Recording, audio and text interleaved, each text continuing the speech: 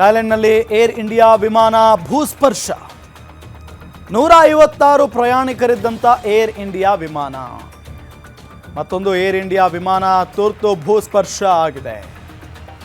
ಥಾಯ್ಲೆಂಡ್ನಲ್ಲಿ air India ವಿಮಾನ ಭೂಸ್ಪರ್ಶ ಆಗಿರೋದು 156 ಪ್ರಯಾಣಿಕರಿದ್ದಂಥ air India ವಿಮಾನ ಅದು. ಯಾಕೆ ಈ ಏರ್ ಇಂಡಿಯಾ ವಿಮಾನ ತುರ್ತು ಭೂಸ್ಪರ್ಶ ಆಗಿದೆ? ಕಾರಣ ಏನು? ಥಾಯ್ಲೆಂಡ್ನಲ್ಲಿ ಆಗಿರೋದಿದು ಏರ್ ಇಂಡಿಯಾ ವಿಮಾನ ಭೂಸ್ಪರ್ಶ ಆಗಿರೋದು 156 ಜನ ಪ್ರಯಾಣಿಕರನ್ನ ಹೊತ್ತೊಯ್ತಾ ಇದ್ದಂಥ ಏರ್ ಇಂಡಿಯಾ ವಿಮಾನ. ನಿನ್ನೆ ಯಾರೂ ಕೂಡ ಊಹೆ ಮಾಡದಂಥ ಒಂದು ಘಟನೆ ನಡೆದು ಹೋಗ್ಬಿಡುತ್ತೆ. 242 ಜನ ಪ್ರಯಾಣಿಕರನ್ನ ಹೊತ್ತೊಯ್ತಾ ಇದ್ದಂಥ ಒಂದು ವಿಮಾನ ಪತನ ಆಗಿಬಿಡುತ್ತೆ.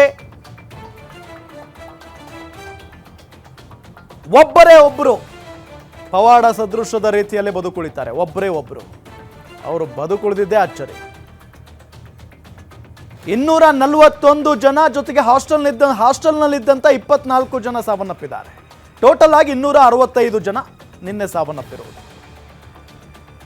ಸೊ ಅದಾದ ನಂತರ ಈಗ ಮತ್ತೊಂದು ವಿಮಾನ 156 ಪ್ರಯಾಣಿಕರನ್ನ ಹೊತ್ತೊಯ್ತಾ ಇದ್ದಂಥ ವಿಮಾನ ಏರ್ ಇಂಡಿಯಾ ವಿಮಾನ ತುರ್ತು ಭೂಸ್ಪರ್ಶ ಆಗಿದೆ ಥಾಯ್ಲೆಂಡ್ನಲ್ಲಿ.